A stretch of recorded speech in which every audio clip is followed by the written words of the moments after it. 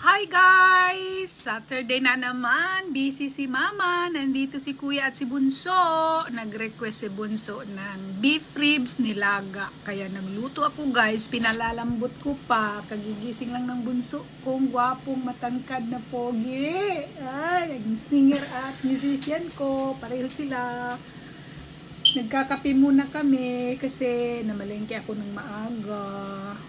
Ito yung aming gulay. Meron kaming pak choy at corn kasi request ni Bunso. Favorite niya yung pak choy. So dalawang balot yan guys.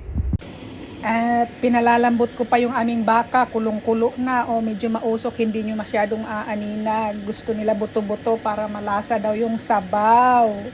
Alam nyo naman, pag nandito yung mga yan, ini-spoiled ko yan. Kasi bihira lang sila dito sa bahay. Binubusog ni Mama. Ganun ko sila kalab. Oh, ang bango na guys. Oh, kulong-kulo. Nilagyan ko ng 2 tinidor para mabilis lumambot. Tingnan nga natin kung medyo malambot na. Ako, mausok kasi. Kaya, tingnan natin guys. Hindi pa gaano malambot. Oh, malalaking hiwa ng karne yan. 2 kilo binili ko. Guys, nilagay ko na yung corn at sibuyas natin. Tinimplahan ko na yan kasi medyo malambot na yung ating karne. Pakukuluin ulit natin. Ayan na, tinimplahan na ni Bunso guys. Nilagyan niya ng konting patis para mas lalong sumarap. Ooh, how's it? Good? Asin.